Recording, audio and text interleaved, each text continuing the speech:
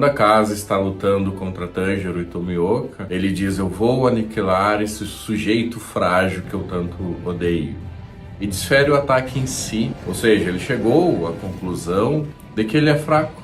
E ele quer acabar com tudo isso, ele quer ir com dignidade, ele quer partir com dignidade. E vamos tentar acompanhá-lo nesse raciocínio. A casa, nas suas aparições, ele sempre mencionava os fracos, ele destilava o ódio para as pessoas que ele julgava fracas. E agora começamos a entender de onde isso vem. Vemos um pouco a sua história, e ele fala novamente sobre isso quando está frente a frente com Tanjiro. E Tanjiro diz: mas alguém protegeu você. Você já precisou de proteção, você já foi fraco. Até você se tornar forte, alguém protegia você. E nisso ele tem a primeira lembrança, que é do seu treinador, Keizo. E no desenrolar dessa batalha, nós vamos conhecendo o passado de Akazu. E é interessante que ele não quer acessar essas memórias, mas elas aparecem. Quando sua noiva aparece, a Koyuki, se não me engano, e pergunta para ele: por que você quer se tornar mais forte? E ele diz: para proteger o meu pai, para buscar remédios para o meu pai. E vemos que o pai dele era uma pessoa que estava adoecida. E Hakuji lutava para tentar salvar o pai, mas ele não consegue porque o pai acaba decidindo ir para um outro mundo. A casa fica muito mexido. Então temos aí uma relação com a fraqueza. Seu pai deixa uma carta, e na carta dizia que era para ele recomeçar com dignidade. Mas a casa, o Hakuji, ele busca vingança. As pessoas se espantam, dizem: você é um demônio. E ele diz: eu não me importo em ser assim, eu não me importo em ser um demônio. E depois que seu pai parte, ele diz: eu viveria centenas de anos assim, se fosse preciso. E parece que é isso que ele faz. Busca vingança incessantemente. Na sua vida, como humano, ele ainda encontra o seu mestre Keizo, e ele encontra a sua noiva. Só que eles também têm um fim trágico. Ele busca vingança novamente. E ele encontra Muzan. E quando Muzan desfere um ataque nele, Muzan diz: eu estou recrutando, quero formar luas superiores. Você tem interesse? E ele diz: eu não me importo mais com nada. Então é interessante olharmos com mais detalhe, porque de alguma maneira ele é responsabilizado pelos seus atos, pela sua transformação. Porque ele tem o esquecimento dessas memórias, atravessado, claro, por uma manipulação de Muzan, mas entendemos que ele não quer lembrar. Ele diz isso para o Tanjiro: você me fez lembrar dessas memórias insignificantes. Não são insignificantes, mas de alguma maneira tem um desejo de não olhá-las. E é que é um movimento de recalcá-las. Mas o recalque, ele volta disfarçado.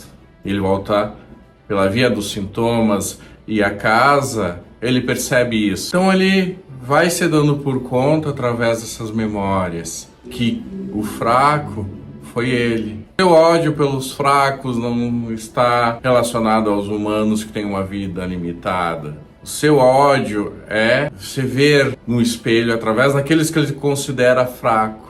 E então ele tem que aniquilar, ele não suporta ver isso, não suporta se reconhecer.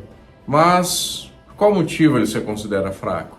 Por não proteger aqueles que ele amou. Ele diz: as pessoas fracas se entregam ao desespero. E foi realmente o que aconteceu com ele. Ele se entregou ao desespero. E Freud dizia: rejeitamos no outro aquilo que não suportamos ver em nós. Ou seja, eu me identifico e rejeito. Foi isso que a casa fez. Se identificou com os fracos e tentou a todo custo rejeitar isso, buscando uma eterna vingança que nunca teria fim, como se de alguma maneira pudesse salvar quem ele perdeu. O seu ódio aos fracos era o ódio a um eu vulnerável. E parece que ele se dá conta que não aceitou o luto, que não aceitou a sua derrota para o Muzan. Ali naquele momento ele poderia ter rejeitado, poderia ter acabado ali. ao não aceitar seu destino e o destino dessas outras pessoas, ele foi fraco e viveu um luto de ódio eterno.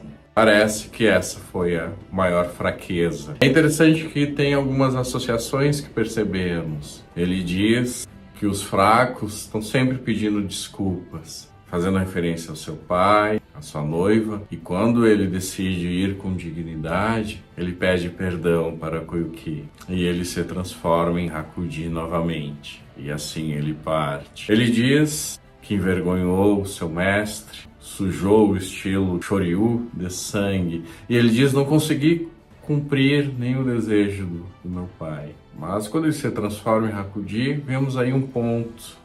Ele volta a ser humano, ele volta a aceitar o luto e ele volta a encarar o seu destino com dignidade. Ele disse que não cumpriu o último desejo de seu pai, mas quando ele viveu no dojo, cuidando daquela que veio a ser sua noiva, treinando com seu mestre, durante 3 anos ele teve a vida que seu pai desejou para ele. Ele disse: o meu coração foi salvo. E é claro que isso trouxe muita esperança de uma vida digna, mesmo depois daquelas marcas no corpo.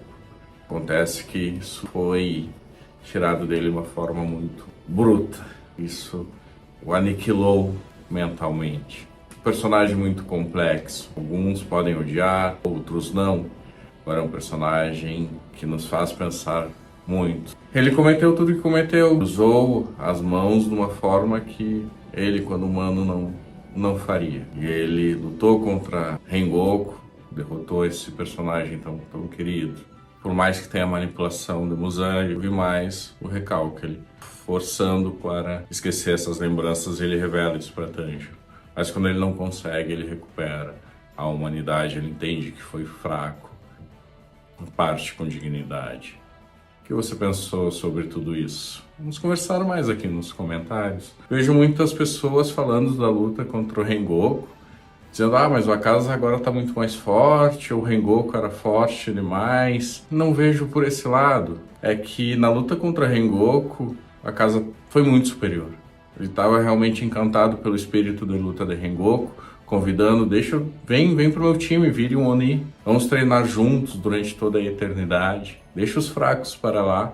E claro, o Rengoku usa todas as forças, tudo que tem, para tentar imobilizar e contando com o sol. E ali sim a casa sai com medo, sai desesperado por conta do sol. E sobre o recalque, sobre o identificar e rejeitar, para nós humanos também é muito difícil. Aquilo que recalcamos volta, aquilo que rejeitamos é ruim quando identificamos no outro. E quando tratamos essas questões, isso é realmente muito libertador.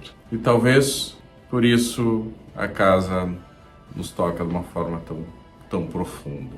E se você gostou desse vídeo, compartilhe, deixe seu like e ative as notificações para receber mais conteúdo. E até a próxima!